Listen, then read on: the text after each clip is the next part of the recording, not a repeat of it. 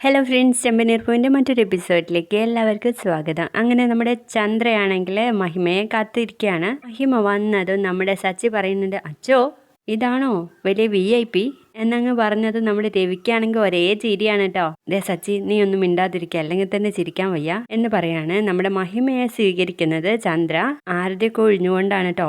എന്തിനാ ഇതൊക്കെ ചന്ദ്ര എന്നങ്ങ് ചോദിക്കുന്ന നേരത്ത്, നീ ഇപ്പൊ എൻ്റെ മരുമോളുടെ അമ്മ മാത്രല്ല എൻ്റെ സ്ഥാപനത്തിന്റെ ഉദ്ഘാടക കൂടിയാണെന്നൊക്കെ പറഞ്ഞിട്ടാണ് കേട്ടോ ചന്ദ്ര ആ ആരതി ഒഴിഞ്ഞുകൊണ്ടിരിക്കുന്നത്. അങ്ങനെ മഹിമ കയറി വരുമ്പോ തന്നെ രവി നമസ്കാരമൊക്കെ പറഞ്ഞ് സ്വീകരിക്കുന്നുണ്ട്. അപ്പൊ സുധിയെ കണ്ടതും മഹിമ ചോദിക്കൂട്ടോ ഷോപ്പിലെ കാര്യങ്ങള്. അപ്പൊ ചന്ദ്ര നല്ല കൂട്ടി പറഞ്ഞു കൊടുക്കുന്നുണ്ട്. നന്നായിട്ട്, വലിയ ഷോറൂം അല്ലേ, നന്നായിട്ട് തന്നെ കച്ചവടമൊക്കെ പോകുന്നുണ്ട് എന്ന് പറയണേ. അപ്പൊ തന്നെ സുധിക്കാകെ ചമ്മി നാണം കിടാണ് കേട്ടോ. അപ്പൊ സുധി പറയും, അല്ല പോയ സാധനം റിട്ടേൺ വന്നിരുന്നല്ലോ എന്നങ്ങ് പറഞ്ഞതും മഹിമ പറയുന്നുണ്ട്, എൻ്റെ കുടുംബം അല്ലേന്ന് വെച്ചിട്ടാ ഞാൻ AC കൊടുത്തു വിട്ടത്, അത് സച്ചി തിരിച്ചയക്കുന്നു ഞാൻ ഓർത്തതേ ഇല്ല എന്നങ്ങ് പറഞ്ഞത് നമ്മുടെ രവി പറയുന്നുണ്ട്, അതൊക്കെ കഴിഞ്ഞു പോയ കാര്യല്ലേ, ഇനി അതിനെ കുറിച്ചൊന്നും സംസാരിക്കണ്ട എന്ന് പറയുമ്പോഴേക്കും ഭാമ വന്നിട്ട് വിളിക്കാട്ടോ, മുഹൂർത്തായി, ചന്ദ്ര എല്ലാരെയും വിളിക്കെന്ന് പറയണേ. അങ്ങനെ എല്ലാരെയും കൂട്ടിയിട്ട് ആ ഉദ്ഘാടന കർമ്മം നിർവഹിക്കാനായിട്ട് പോവാണ് കേട്ടോ.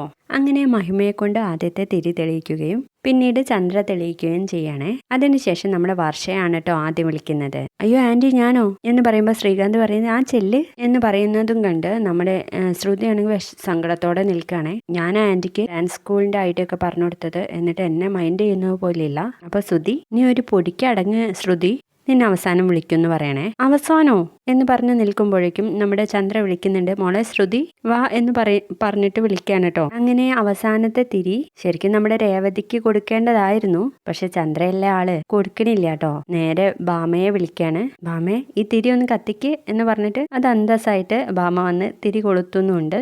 അതൊക്കെ കണ്ടിട്ട് നമ്മുടെ രേവതിക്ക് സങ്കടം ആവുന്നുണ്ടെങ്കിലും അതൊന്നും പ്രകടിപ്പിക്കുന്നില്ല കേട്ടോ.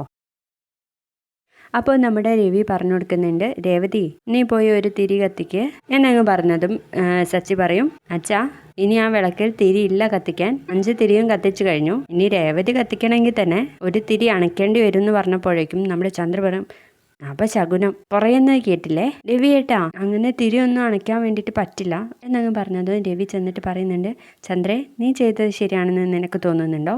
നിന്റെ 2 മരുമക്കളെ കൊണ്ട് നീ കത്തിച്ചല്ലോ, അതുപോലെ നീ രേവതിയെ കൊണ്ട് കത്തിക്കാത്തത് എന്താ എന്നങ്ങ് പറഞ്ഞു. നമ്മുടെ രേവതി പറയും, അച്ഛാ ഞാൻ തിരി കത്തിച്ചില്ലെങ്കിൽ എന്താ, അത് നന്നായിട്ട് കത്തുന്നുണ്ടല്ലോ, എനിക്കത് കണ്ടാ മതി, ഞാനാ ആ വിളക്ക് തുടച്ച് തിരിയിട്ടത് എന്നങ്ങ് പറഞ്ഞത് നമ്മുടെ സച്ചി പറയുന്നുണ്ട്, അച്ഛാ അപ്പോ തിരി ഇട്ട് വെച്ചതിൽ കത്തിക്കുന്നതിലല്ല, വിളക്ക് തുടച്ച് എണ്ണയിട്ട് തിരി വച്ചതിലാണ് വലിയ കാര്യം.